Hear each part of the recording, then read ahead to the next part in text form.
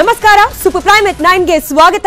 ನಾನು ಸ್ಮಿತಾ ರಂಗನಾಥ್. ದಿನದ ಅಗ್ರ ಸುದ್ದಿಯನ್ನ ಸಮಗ್ರವಾಗಿ ಹೇಳ್ತೀವಿ ಇವತ್ತಿನ ಸೂಪರ್ ಪ್ರೈಮ್ ಎಟ್ 9 ನಲ್ಲಿ. ಅದಕ್ಕಿಂತ ಮುಂಚೆ ಸೂಪರ್ ಹೆಡ್ಲೈನ್ಸ್. ಕರ್ನಾಟಕದಲ್ಲಿ ಜೋರಾಯಿತು ಅಕ್ಕಿ ಕದನ. ಜೂನ್ 20ಕ್ಕೆ ಪ್ರತಿಭಟನೆ ನಡೆಸೋಕೆ ಕಾಂಗ್ರೆಸ್ ತೀರ್ಮಾನ. ಬಿಜೆಪಿ ನಾಯಕರು ಕೊಡ್ತಾರಂತೆ ಶಾಮಿಯಾನ. ಅಕ್ಕಿ ಹೊಂದಿಸೋಕೆ ಪರದಾಡ್ತಿದ್ದಾರೆ ಸಿಎಂ ಸಿದ್ದು. ಆಹಾರ ಮಂತ್ರಿ ಊರಲ್ಲೇ ಕಾಳದಂಧೆಕೋರರ ಸದ್ದು. ನ್ಯೂಸ್ 18 ವರದಿ ಬೆನ್ನಲ್ಲೇ ಕಳ್ಳ ದಂಧೆ ರದ್ದು. ಸೀಟ್ ಸಿಗದೆ ಹೈರಾಣಾದ ಮಹಿಳೆಯರು. ಹೆಣ್ಮಕ್ಳ ಮೇಲೆ ಬಸ್ ಹತ್ತಿಸೋಕೆ ಯತ್ನಿಸಿದ ಡ್ರೈವರು. ಬೀದಿಗೆ ಬರ್ತಿದ್ದಾರೆ ಖಾಸಗಿ ಬಸ್ ಮಾಲೀಕರು. ಗುಜರಾತ್ನಲ್ಲಿ ಅಬ್ಬರಿಸುತ್ತಿದ್ದಾನೆ ವರುಣ. ಬಿಪರ್ಜಾಯ್ ಆರ್ಭಟಕ್ಕೆ ಇಬ್ಬರು ದುರ್ಮರಣ. ವಿದ್ಯುತ್ ಸಂಪರ್ಕವಿಲ್ಲದೆ ಜನ ಹೈರಾಣ.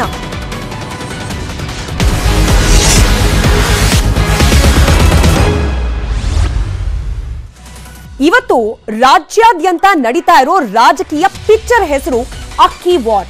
ಸಬ್ ಟೈಟಲ್ ನಾವು ಕೊಡೋಕ್ ರೆಡಿ, ಅವ್ರು ಬಿಡ್ತಿಲ್ಲ. ಇಲ್ಲಿ ಹೀರೋ ಕೇಂದ್ರನ, ರಾಜ್ಯ ಸರ್ಕಾರನ, ಒಬ್ರು ಹೀರೋ ಆದ್ರೆ ಇನ್ನೊಬ್ರು ವಿಲನ್ನ? ಈ ಪ್ರಶ್ನೆಗಳಿಗೆ ಇನ್ನೂ ಉತ್ತರ ಅಸ್ಪಷ್ಟ.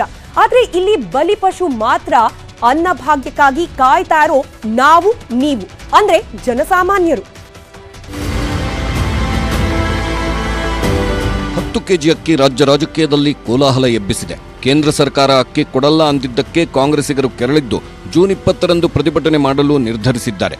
ಆದರೆ ಪ್ರತಿಭಟನೆ ಮಾಡುವುದಿದ್ರೆ ನಾವೇ ಶಾಮಿಯಾನ ಹಾಕಿಸ್ಕೊಡ್ತೀವಿ ಅಂತ ಬಿಜೆಪಿ ಟಕ್ಕರ್ ಕೊಟ್ಟಿದೆ.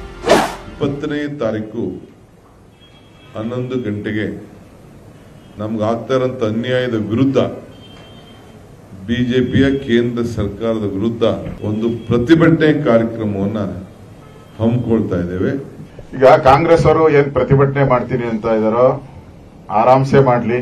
ಅವ್ರಿಗೇನ ಶಾಮಿಯಾನ ಏನಾನ ಕಡಿಮೆ ಆದ್ರೆ ಹಾಕ್ಸ್ಕೊಡ್ತೀರಿ, ನಾವೇ ಶಾಮಿಯಾನ ಹಾಕ್ಸ್ಕೊಡ್ತೀವಿ. ನಿಮ್ಗೇನಾದ್ರೂ ದಮ್ಮು ತಾಕತ್ತಿದ್ರೆ 5 ಗ್ಯಾರಂಟಿ ಕೊಟ್ಟಿದಿರಲ್ಲ, ಎಲ್ಲ ಕಂಡೀಷನ್ ಅನ್ನ ತೆಗೆದುಹಾಕಿ ಜಾರಿಗೆ ಮಾಡಿ, ನಿಮ್ಗೆ ದಮ್ಮು ತಾಕತ್ತಿದ್ರೆ. ಕೇಂದ್ರ ಸರ್ಕಾರದ ವಿರುದ್ಧ ಕಾಂಗ್ರೆಸ್ ಪ್ರತಿಭಟನೆ ನಡೆಸಿದೆ. ಮೋದಿ ಪೋಸ್ಟರ್ ಹಿಡಿದು ಅನ್ನ ಬೇಯಿಸಿ ಅಣುಕಿಸಲಾಯಿತು. ನಿಮಗೆ ಏನು ಅವಾಗ ಹೇಳ್ತಾ ಇದ್ರಲ್ಲ ತಾಕತ್ತು ದಮ್ಮು, ಹೋಗಿ ನಿಮಗೆ ತಾಕತ್ತು ದಮ್ಮಿದ್ರೆ ಕೇಂದ್ರ ಸರ್ಕಾರಕ್ಕೆ ಈ ಆರ್ಡರ್ ಅನ್ನ ರಿವರ್ಸ್ ಮಾಡಿಸ್ಕೊಂಡು 25 ಜನ ಸಂಸದರು ಇದಿರಲ್ಲ, ಹೋಗಿ ಬನ್ನಿ, ಅದಾದ್ಮೇಲೆ ನಮ್ಮ ಹತ್ರ ಮಾತಾಡಿ. ಪ್ರತಿಯೊಬ್ಬರಿಗೆ 10 ಕೆಜಿ ಅಕ್ಕಿ ಹೆಂಗ್ ಬರುತ್ತೆ ಅನ್ನೋದು ಒಂದ್ ಪ್ರಶ್ನೆಯಾದ್ರೆ, ಇರೋ ಅಕ್ಕಿ ಹಸಿದ ಹೊಟ್ಟೆಗೆ ಸೇರ್ತಾ ಇದೆಯಾ ಅನ್ನೋದು ಮತ್ತೊಂದು ಪ್ರಶ್ನೆ. ಕಾಳಸಂತೆಯೊಳಗಿನ ಅನ್ನಭಾಗ್ಯದ ಕರಾಳ ಮುಖದ ಅನಾವರಣ ಇವತ್ತು ನ್ಯೂಸ್ 18 ನಡೆಸಿದ ಮೆಗಾ ಎಕ್ಸ್ಪೋಸಿಯಲ್ಲಿ ಆಗಿದೆ.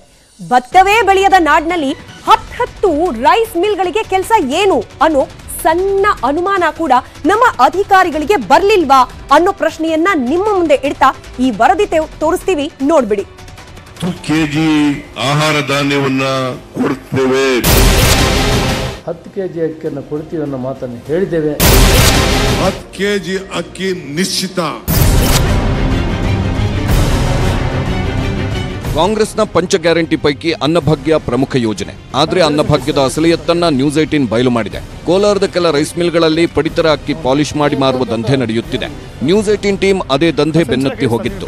ಅನ್ನಭಾಗ್ಯ ಅಕ್ಕಿಯನ್ನ ಮಿಲ್ನವರು ಕೆಜಿಗೆ 16 ರಿಂದ 20 ರೂಪಾಯಿ ಕೊಟ್ಟು ಖರೀದಿಸುತ್ತಾರೆ. ನ್ಯೂಸ್ 18 ಕೂಡ 2 ಮೂಟೆ ಅಕ್ಕಿ ಮಾರಿತ್ತು. ಹೀಗೆ ಪಾಲಿಶ್ ಆದ ಅಕ್ಕಿ 50 ರೂಪಾಯಿಗೆ ಸೇಲ್ ಆಗುತ್ತೆ.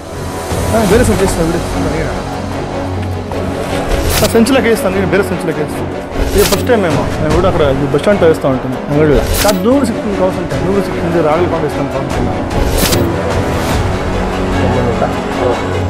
ನಮ್ಮ ರಾಜ್ಯದಷ್ಟೇ ಅಲ್ಲ, ತಮಿಳುನಾಡಿನಿಂದಲೂ ಬಂಗಾರಪೇಟೆ ಮಿಲ್ಗಳಿಗೆ ಅಕ್ಕಿ ಬರುತ್ತೆ. ರೈಲಿನಲ್ಲಿ ಬರುವ ಕೂಲಿ ಕಾರ್ಮಿಕ ಮಹಿಳೆಯರೇ ಈ ಅಕ್ಕಿ ತರುತ್ತಾರೆ. ರೈಲು ನಿಲ್ದಾಣಕ್ಕೆ ಅಕ್ಕಿ ತಂದು ಖಾಕಿ ಜೇಬಿಗೆ ಬಿಸಿ ಮಾಡಿದ್ರೆ ಸಾಕು, ಕೆಲಸ ಬಲು ಸಲೀಸು.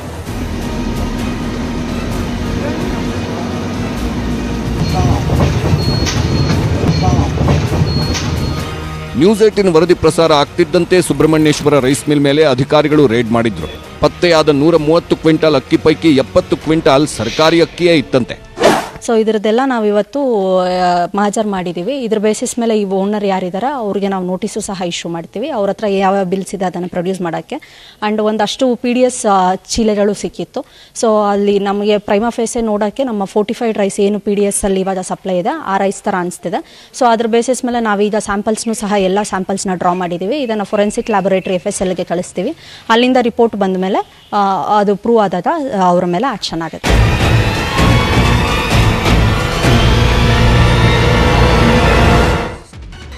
ಈ ಅನ್ನಭಾಗ್ಯಕ್ಕೆ ಕನ್ನ ಹಾಕ್ತಾ ಇರೋ ಖದೀಮರ ಪೈಕಿ ಇವರು ಮೊದಲನೇ ಅವರೇನಲ್ಲ, ಕೊನೆಯವರು ಆಗ್ಲಿ ಅನ್ನೋ ಆಶಯ ಮಾತ್ರ ನಮ್ಮದು. ಆದ್ರೆ ಕಳೆದ 10 ವರ್ಷದಲ್ಲಿ ಈ ಕಾಳಸಂತೆಯಲ್ಲಿ ಅನ್ನಭಾಗ್ಯ ಯೋಜನೆಯ ಅಕ್ಕಿ ಹಾಗೆ ಗೋಧಿಯನ್ನ ಎಷ್ಟು ಪ್ರಮಾಣದಲ್ಲಿ ಸೀಸ್ ಮಾಡಲಾಗಿದೆ, ಜೊತೆಗೆ ಎಷ್ಟು ಮಂದಿಯನ್ನ ಬಂಧಿಸಲಾಗಿದೆ ಅನ್ನೋದನ್ನ ಗಮನಿಸಿದ್ರೆ ಗೊತ್ತಾಗುತ್ತೆ ಈ ವ್ಯವಸ್ಥೆಯಲ್ಲಿ ಲೋಪದೋಷ ಎಷ್ಟರ ಮಟ್ಟಿಗಿದೆ ಅಂತ ಹೇಳಿ. ಅದರ ಲೆಕ್ಕಾಚಾರವನ್ನ ನಿಮ್ಮುಂದಿಡೋ ಪ್ರಯತ್ನ ಮಾಡ್ತಿದ್ದೀವಿ. ಇಯರ್ ಟು ಇಯರ್, ವರ್ಷಾನುವರ್ಷ ಗಮನಿಸ್ತಾ ಹೋಗೋಣ. 2013-14ನೇ ಸಾಲಿನಿಂದ ಪ್ರಾರಂಭ ಮಾಡೋಣ ಲೆಕ್ಕ. ಈ ವರ್ಷದಲ್ಲಿ ಸೀಸ್ ಆದ ಅಕ್ಕಿ ಅಂದ್ರೆ ಕಾಳಸಂತೆಯಲ್ಲಿ ಮಾರಾಟ ಮಾಡ್ತಾ ಇದ್ದಿದ್ದು ಗೊತ್ತಾಗಿ ಸೀಸ್ ಮಾಡಲಾದ ಅಕ್ಕಿಯ ಪ್ರಮಾಣ 8,832.95 ಕ್ವಿಂಟಲ್ನಷ್ಟು. ಇನ್ನು ಅದೇ ವರ್ಷ ಸೀಸ್ ಆದ ಗೋಧಿಯ ಪ್ರಮಾಣ 294.18 ಕ್ವಿಂಟಲ್ನಷ್ಟು. ಇನ್ನು ಅಕ್ರಮ ಎಸಗ್ತಾ ಇದ್ದ ದಂಧೆಕೋರರ ಪೈಕಿ ಅರೆಸ್ಟ್ ಆಗಿದ್ದು 19 ಮಂದಿ ಆ ವರ್ಷದಲ್ಲಿ. ಇನ್ನು 2014-15ನೇ ಸಾಲಿನಲ್ಲಿ ಅಕ್ಕಿ ಸೀಸ್ ಆಗಿದ್ದು 1,611.30 ಕ್ವಿಂಟಲ್ನಷ್ಟು. ಇನ್ನು ಆ ವರ್ಷ ಗೋಧಿ ಸೀಸ್ ಆಗಿದ್ದು 4,767.95 ಕ್ವಿಂಟಲ್ನಷ್ಟು. ಬರೋಬ್ಬರಿ 207 ಮಂದಿ, ನೆನ್ಪಿಟ್ಕೊಳ್ಳಿ, 207 ಮಂದಿಯನ್ನ ಈ ಕಾಳಸಂತೆಯಲ್ಲಿ ಅನ್ನಭಾಗ್ಯ ಯೋಜನೆಯ ಪಡಿತರವನ್ನ ಮಾರಾಟ ಮಾಡ್ತಿದ್ರು ಅನ್ನೋ ಆರೋಪದ ಮೇಲೆ ಬಂಧಿಸಲಾಯಿತು ಆ ವರ್ಷ. ಇನ್ನು 2015-16ನೇ ಸಾಲಿನ ಲೆಕ್ಕವನ್ನ ಕೂಡ ಗಮನಿಸಬಿಡೋಣ. ಆ ವರ್ಷ ಸೀಸ್ ಆದ ಅಕ್ಕಿಯ ಪ್ರಮಾಣ ಬರೋಬ್ಬರಿ 4,384.68 ಕ್ವಿಂಟಲ್ನಷ್ಟು. ಇನ್ನು ಗೋಧಿ 3,143.38 ಕ್ವಿಂಟಲ್ನಷ್ಟು. ಇನ್ನು ಆ ವರ್ಷ ಬಂಧನಕ್ಕೆ ಒಳಗಾದವರ ಸಂಖ್ಯೆ 127 ಮಂದಿ. ಇನ್ನು 2016-17ನೇ ಸಾಲಿನ ಲೆಕ್ಕ ಕೂಡ ನಿಮ್ಮ ಮುಂದೆ ಇಡ್ತಾ ಇದ್ದೀವಿ. ಆ ವರ್ಷ ಅಕ್ಕಿ ಸೀಸ್ ಆಗಿದ್ದು 6,817.63 ಕ್ವಿಂಟಲ್ನಷ್ಟು.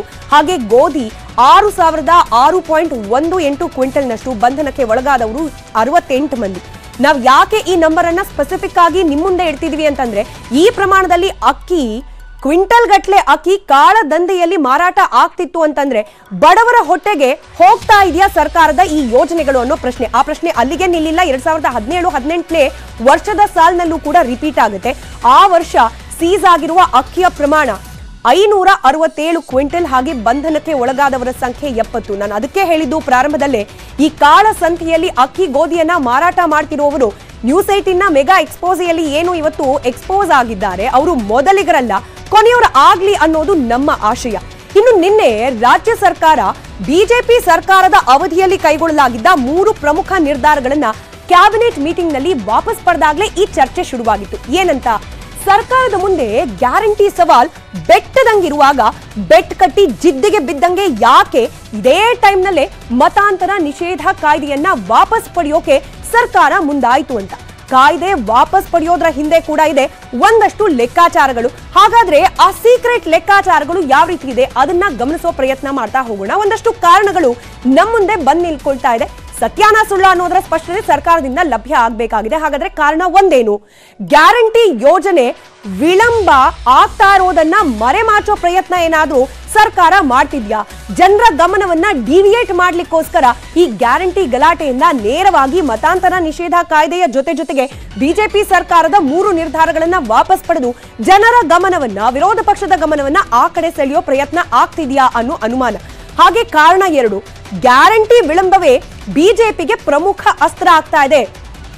ನಾವು ಗಮನಿಸ್ತಾ ಇದ್ದೀವಿ, ಮಾಜಿ ಮುಖ್ಯಮಂತ್ರಿಗಳಿಂದ ಹಿಡಿದು ಕೇಂದ್ರದ ನಾಯಕರು ಕೂಡ ಕಾಂಗ್ರೆಸ್ ಸರ್ಕಾರ ನೀಡಿದ್ದ ಗ್ಯಾರಂಟಿಯನ್ನ ಅನುಷ್ಠಾನ ಮಾಡುವಲ್ಲಿ ಆಗ್ತಿರುವ ವಿಳಂಬವನ್ನೇ ಕಾಂಗ್ರೆಸ್ ವಿರುದ್ಧವಾಗಿ ಪ್ರಬಲ ಅಸ್ತ್ರವಾಗಿ ಬಳಸಿಕೊಳ್ತಾ ಇದ್ದಾರೆ. ಈ ಅಸ್ತ್ರದಿಂದ ತಪ್ಪಿಸಿಕೊಳ್ಳೋ ಪ್ರಯತ್ನವಾಗಿಯೇ ಮಾಡಲಾಯ್ತಾ ನಿನ್ನೆ ಕ್ಯಾಬಿನೆಟ್ ಮೀಟಿಂಗ್ ನಲ್ಲಿ ಆ 3 ನಿರ್ಧಾರಗಳನ್ನ? ಈ ಪ್ರಶ್ನೆ ಕೂಡ ಉತ್ತರ ಸರ್ಕಾರದ ಕಡೆಯಿಂದ ಬರೋದು ಬಾಕಿ ಇದೆ. ಕಾರಣಗಳ ಅಲ್ಲಿಗೆ ನಿಲ್ಲಿಲ್ಲ. 3ನೇ ಕಾರಣದ ಕಡೆ ಕೂಡ ಗಮನ ಕೊಡೋಣ. 3ನೇ ಕಾರಣ ಈ ರೀತಿ ಇದೆ.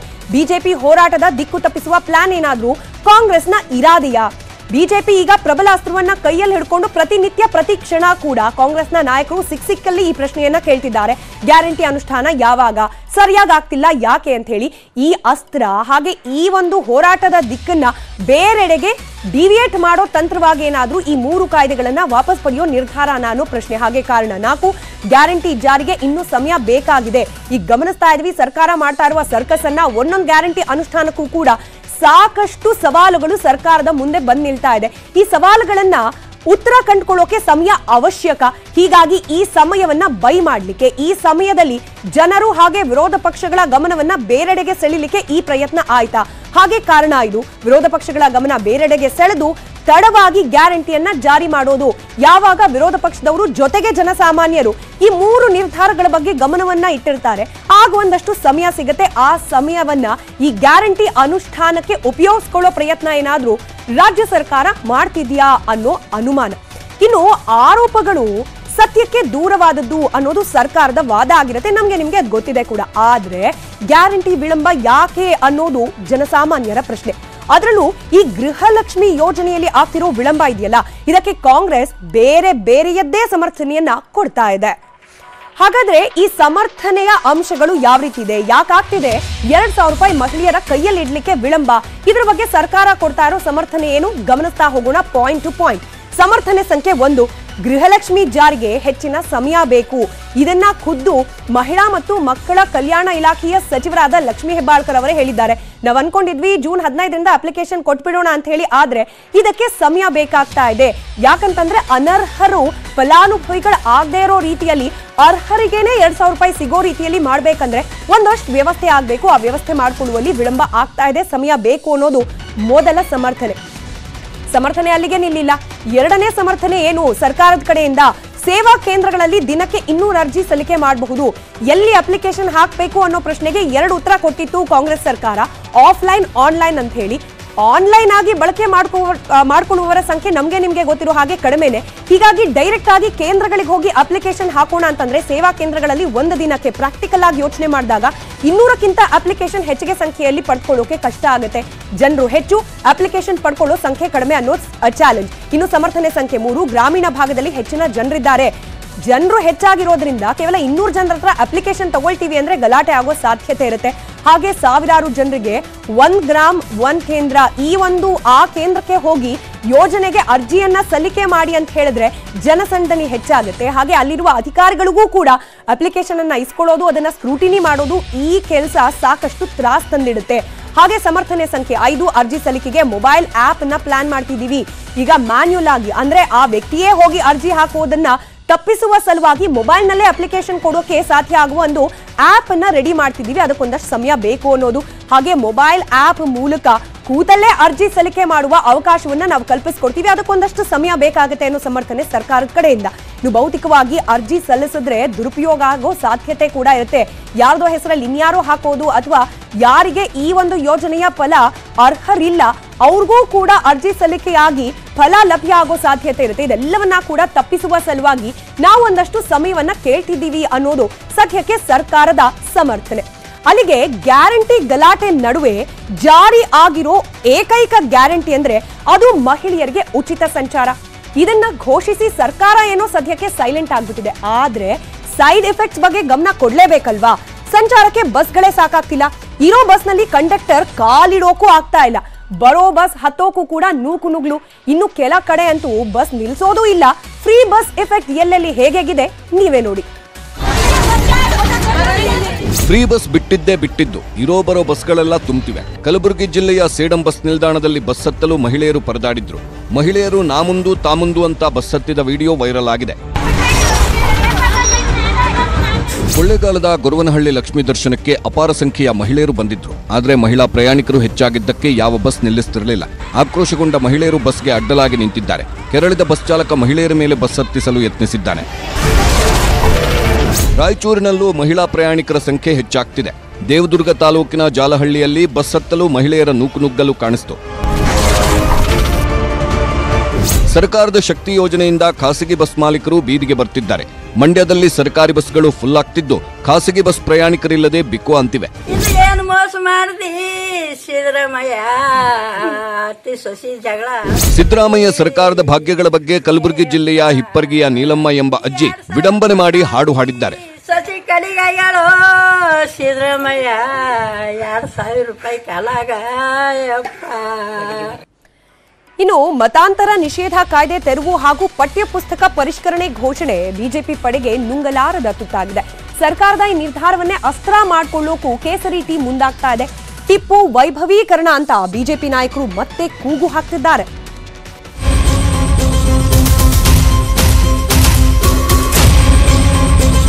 ಕಾಂಗ್ರೆಸ್ ಸರ್ಕಾರ ಪಠ್ಯ ಕೈಬಿಟ್ಟಿದ್ದೇ ತಡ ಬಿಜೆಪಿ ನಾಯಕರು ಸಿಡಿದೆದ್ದಿದ್ದಾರೆ. ಪಠ್ಯ ಪರಿಷ್ಕರಣೆ, ಮತಾಂತರ ನಿಷೇಧ ಕಾಯ್ದೆ ತೆರವಿನ ವಿರುದ್ಧ ಬಿಜೆಪಿ ನಾಯಕರು ಆಕ್ರೋಶ ಹೊರಹಾಕ್ತಿದ್ದಾರೆ. ಟಿಪ್ಪು ಕೊಡಗಲ್ಲಿ 50,000 ಹಿಂದೂಗಳನ್ನು ಮತಾಂತರ ಮಾಡಿದ್ದ. ಅಂಥವನ ವೈಭವೀಕರಣ ಮಾಡೋ ಮೂಲಕ ಕರ್ನಾಟಕವನ್ನ ಮಿನಿ ಪಾಕಿಸ್ತಾನ ಮಾಡಲು ಹೊರಟಿದ್ದಾರೆ ಎಂದು ಬಿಜೆಪಿ ಕಿಡಿಕಾರಿದೆ. ಕಾಂಗ್ರೆಸ್ ಮತಾಂತರದ ರಾಯಭಾರಿಯಾಗಕ್ಕೆ ಹೊರಟಿದ್ದಾರೆ. ಅಂಬಾಸಿಡರ್, ಬ್ರ್ಯಾಂಡ್ ಅಂಬಾಸಿಡರ್, ಮತಾಂತರದ ಬ್ರ್ಯಾಂಡ್ ಅಂಬಾಸಿಡರ್ ಯಾರಾದ್ರೂ ಇದ್ರೆ ಅದು ಕಾಂಗ್ರೆಸ್. ಇವತ್ತು ಆರ್ಚ್ ಬಿಷಪ್ ಸಹ ಸ್ವಾಗತ ಮಾಡಿದ್ದಾರೆ. ಇದನ್ನು ಸಿದ್ದರಾಮಯ್ಯನವರೇ, ಡಿ.ಕೆ. ಶಿವಕುಮಾರ್, ನಾನು ನಿಮ್ಗೆ ಕೇಳಕ್ಕೆ ಇಷ್ಟಪಡ್ತೇನೆ. ನಿಮ್ಮನೆ ಹೆಣ್ಮಕ್ಳನ್ನು ಕೂಡ ನಾಳೆ ಬಲಾಂತರ ಮತಾಂತರ ಮಾಡಿದ್ರೆ ಏನ್ ಮಾಡ್ತೀರಾ? ದ ಕೇರಳ ಸ್ಟೋರಿ ನೋಡಿದ್ರ ಸಿನಿಮಾ? ಪಠ್ಯ ಪುಸ್ತಕದ ಯಾಕೆ ಕಾಣ್ತು? ಟಿಪ್ಪು ಸುಲ್ತಾನನ ಪಾಠವನ್ನ ಅವರು ಮಾಡಿದಂಥದನ್ನು ಒಂದಷ್ಟನ್ನ ನಾವು ತೆಗೆದಿದ್ದ ಕಾರಣಕ್ಕೋಸ್ಕರ ಅವರು ಮತ್ತೆ ಸೇರಿಸುವಂತ ಅವಾಂತರ ಅಷ್ಟೇ. ಅವರಿಗೆ ಅದನ್ನ ಮತ್ತೆ ತರಬೇಕು. ಮತಾಂತರ ನಿಷೇಧ ಕಾಯ್ದೆ ರದ್ದು ಮಾಡಲು ಹೊರಟಿರೋ ಸಿದ್ದು ಸರ್ಕಾರದ ವಿರುದ್ಧ ಹಿಂದೂಗಳು ಸಿಡಿದೆದ್ದಿದ್ದಾರೆ. ಚಿಕ್ಕಮಗಳೂರಲ್ಲಿ ಸಿದ್ದರಾಮುಲ್ಲಾ ಖಾನ್ ಎಂದು ಘೋಷಣೆ ಕೂಗಿ ಆಕ್ರೋಶ ಹೊರಹಾಕಲಾಗಿದೆ.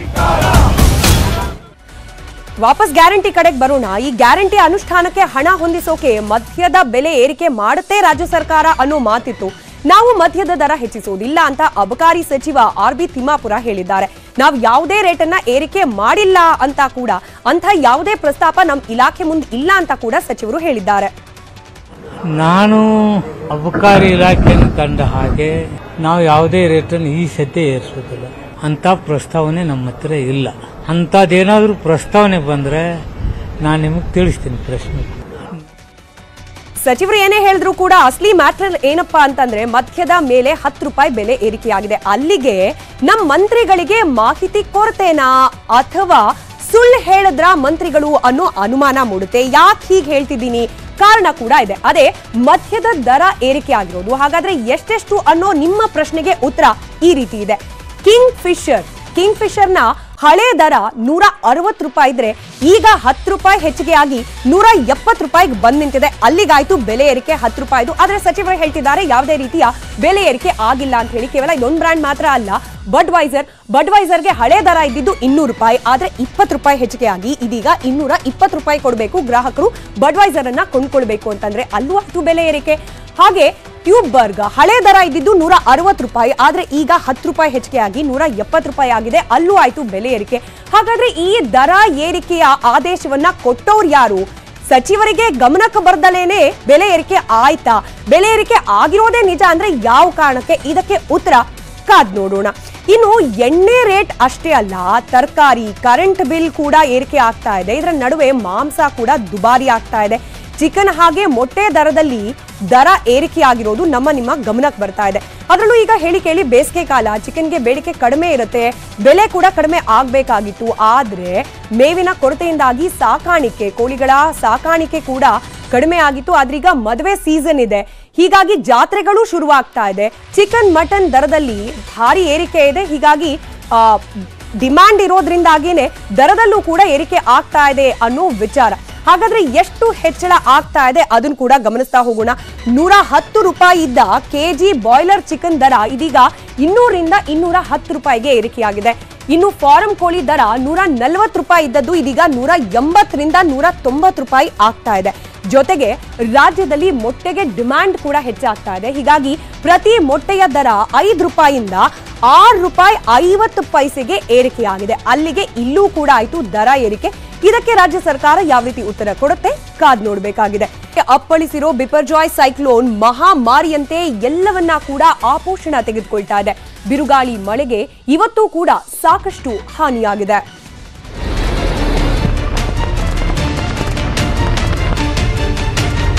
ಬಿಪರ್ಜಾಯ್ ಚಂಡಮಾರುತ ಗುಜರಾತ್ಗೆ ಅಪ್ಪಳಿಸಿದೆ. ಬಿರುಗಾಳಿ ಮಳೆಗೆ ಇವತ್ತು 2 ಬಲಿಯಾಗಿದ್ದು 22 ಜನರಿಗೆ ಗಾಯಗಳಾಗಿವೆ. ಹಲವೆಡೆ ಮರಗಳು ಧರಾಶಾಹಿಯಾಗಿದ್ದರೆ ಅಪಾರ ಸಂಖ್ಯೆಯ ಮನೆ, ವಾಹನಗಳಿಗೆ ಹಾನಿಯಾಗಿದೆ.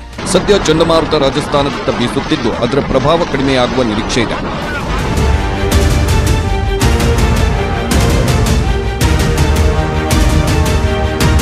ಗುಜರಾತ್ನ ದ್ವಾರಕಾ ಜಿಲ್ಲೆಯ ಬನ್ವಾಡ್ನಲ್ಲಿ 4 ದಿನದ ಮಗುವಿನೊಂದಿಗೆ ಬಾಣಂತಿ ಸಂಕಷ್ಟಕ್ಕೆ ಸಿಲುಕಿದ್ಲು. ಸ್ಥಳಕ್ಕೆ ಆಗಮಿಸಿದ ಪೊಲೀಸರು ಮಗು ಹಾಗೂ ಬಾಣಂತಿಯನ್ನು ರಕ್ಷಿಸಿದ್ದಾರೆ. ಗುಜರಾತ್ನಲ್ಲಿ 5,120 ವಿದ್ಯುತ್ ಕಂಬ ಉರುಳಿವೆ. 4,600 ಗ್ರಾಮಗಳ ವಿದ್ಯುತ್ ಸಂಪರ್ಕ ಕಟ್ಟಾಗಿತ್ತು. ಸದ್ಯ 3,580 ಗ್ರಾಮಗಳಿಗೆ ವಿದ್ಯುತ್ ಪೂರೈಕೆ ಶುರುವಾಗಿದೆ. 1,000ಕ್ಕೂ ಹೆಚ್ಚು ಹಳ್ಳಿಗಳು ಕತ್ತಲಲ್ಲಿವೆ. ಜಾಮ್ನಗರದ ಹಳೆ ಮನೆಯಲ್ಲಿ ಸಿಲುಕಿದ್ದ 5ರನ್ನ ರಕ್ಷಿಸಲಾಗಿದೆ. 8 ಜಿಲ್ಲೆಗಳ 1 ಲಕ್ಷ ಜನರನ್ನ ಸುರಕ್ಷಿತ ಸ್ಥಳಕ್ಕೆ ಶಿಫ್ಟ್ ಮಾಡಲಾಗಿದೆ. ಜೈಸಲ್ಮೇರ್ನ ಡಬ್ಲಾ ಗ್ರಾಮದಿಂದ 450 ಜನರನ್ನ ಸ್ಥಳಾಂತರಿಸಲಾಗಿದೆ. ಇತ್ತ ಹಿಂಸಾಚಾರಕ್ಕೆ ನಲುಗಿ ಹೋಗಿರೋ ಮಣಿಪುರದಲ್ಲಿ ಆವೇಶದ ಜ್ವಾಲೆ ಹುಗ್ಗನೆ ಮೇಲೆದ್ದಿದೆ. ಮೀಸಲಾತಿ ಫೈಟ್ ವ್ಯಾಪಕ ಹಿಂಸಾಚಾರಕ್ಕೆ ಕಾರಣವಾಗಿದೆ. ಕೇಂದ್ರ ಸಚಿವನ ಮನೆ ಅಂಗಳಕ್ಕೂ ಕೂಡ ಈ ಮೀಸಲಾತಿಯ ಬೆಂಕಿ ಬಿದ್ದಿದೆ.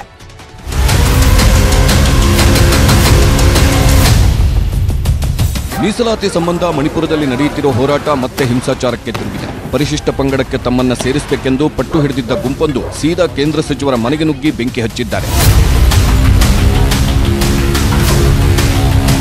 ಇಂಫಾಲದಲ್ಲಿ ನಿನ್ನೆಯಷ್ಟೇ ಸಾಮಾಜಿಕ ಮಾಧ್ಯಮ ಕಲ್ಯಾಣ ಸಚಿವೆ ಮನೆಗೆ ಕಿಡಿಗೇಡಿಗಳು ಬೆಂಕಿ ಹಚ್ಚಿದ್ರು. ಇಂದು ಕೇಂದ್ರ ವಿದೇಶಾಂಗ ವ್ಯವಹಾರಗಳ ರಾಜ್ಯ ಖಾತೆ ಸಚಿವ ಆರ್.ಕೆ. ರಂಜನ್ ಸಿಂಗ್ ಮನೆಗೆ ನುಗ್ಗಿ ದಾಂಧಲೆ ಎಬ್ಬಿಸಿ ಬೆಂಕಿ ಹಚ್ಚಿದ್ದಾರೆ. ಇಂಫಾಲದಲ್ಲಿ ಕರ್ಫ್ಯೂ ಇದ್ದರೂ ಕೂಡ 1,000 ಮಂದಿ ಕೊಂಗ್ಬಾದಲ್ಲಿರೋ ಮನೆಗೆ ನುಗ್ಗಿ ಈ ಕೃತ್ಯವೆಸಗಿದ್ದಾರೆ.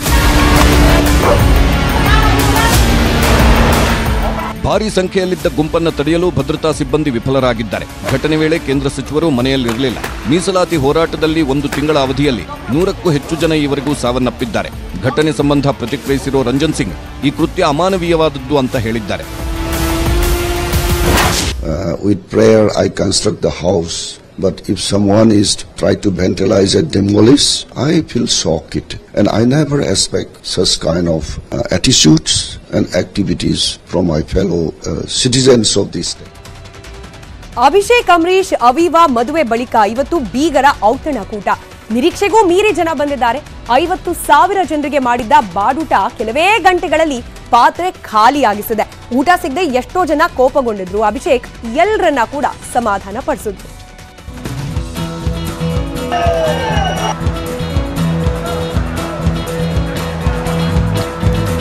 ಜೂನ್ 5ರಂದು ದಾಂಪತ್ಯ ಜೀವನಕ್ಕೆ ಕಾಲಿಟ್ಟಿದ್ದ ಅಭಿಷೇಕ್ ಅಂಬರೀಶ್, ಅವಿವಾ ಬಿದ್ದಪ್ಪ ಇಂದು ತವರು ಜಿಲ್ಲೆಯಲ್ಲಿ ತಮ್ಮ ಅಭಿಮಾನಿಗಳಿಗಾಗಿ ಬೀಗರ ಊಟವನ್ನ ಆಯೋಜಿಸಿದ್ರು. ಮದ್ದೂರಿನ ಗೆಜ್ಜಲಗೆರೆ ಸಮೀಪ 15 ಎಕರೆ ಪ್ರದೇಶದಲ್ಲಿ ಬಾಡೂಟ ಆಯೋಜಿಸಲಾಗಿತ್ತು. ಬರೋಬ್ಬರಿ 50,000ದಷ್ಟು ಮಂದಿ ಅಭಿಮಾನಿಗಳು ಬಂದು ಬಾಡೂಟ ರುಚಿ ಸವಿದಿದ್ದಾರೆ.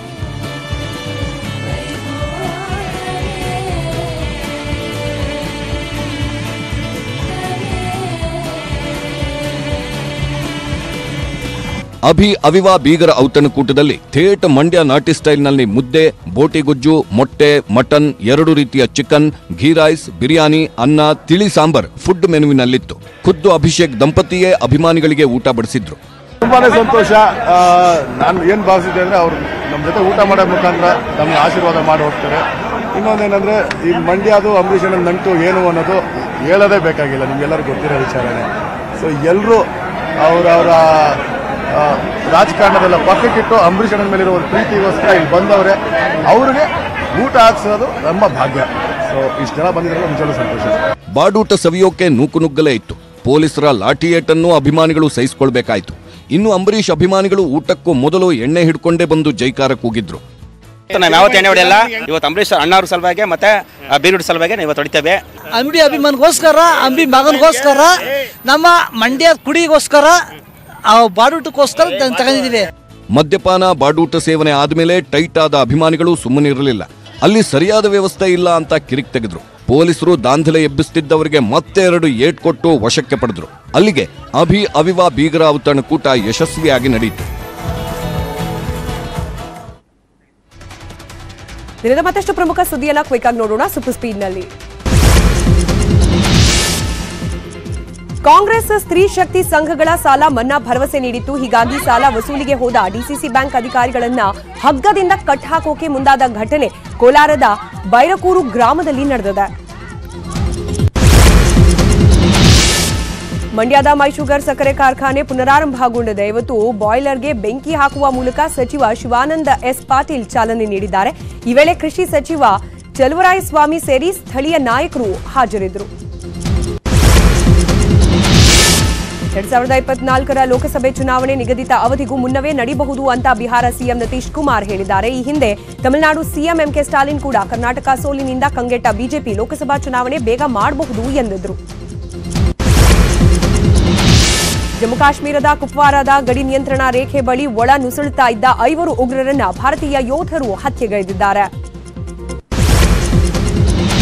ಪಶ್ಚಿಮ ಬಂಗಾಳದಲ್ಲಿ ಮುಂದಿನ ತಿಂಗಳು ನಡೆಯಲಿರುವ ಪಂಚಾಯಿತಿ ಎಲೆಕ್ಷನ್ ಹಿನ್ನೆಲೆ ಹಿಂಸಾಚಾರ ನಡೆದಿದೆ. ನಾಮಪತ್ರ ಸಲ್ಲಿಕೆ ವೇಳೆ ಹಿಂಸಾಚಾರ ಭುಗಿಲೆದ್ದಿದ್ದು ಗುಂಡೇಟಿಗೆ 3 ಸಾವನ್ನಪ್ಪಿದ್ದಾರೆ. ದಕ್ಷಿಣ 24 ಪರಗಣ ಜಿಲ್ಲೆಯಲ್ಲಿ ದುಷ್ಕರ್ಮಿಗಳು ಹಲವು ಮನೆಗಳನ್ನು ಧ್ವಂಸಗೊಳಿಸಿದ್ದಾರೆ.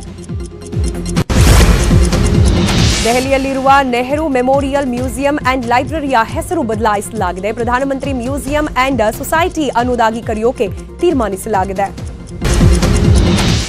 ಇದು ಇವತ್ತಿನ ಸೂಪರ್ ಪ್ರೈಮ್ ಎಟ್ 9. ನೋಡ್ತಾ ಇರಿ ನ್ಯೂಸ್ 18, ಜಾಲ ನಮ್ಮದು, ಬಲ ನಿಮ್ಮದು.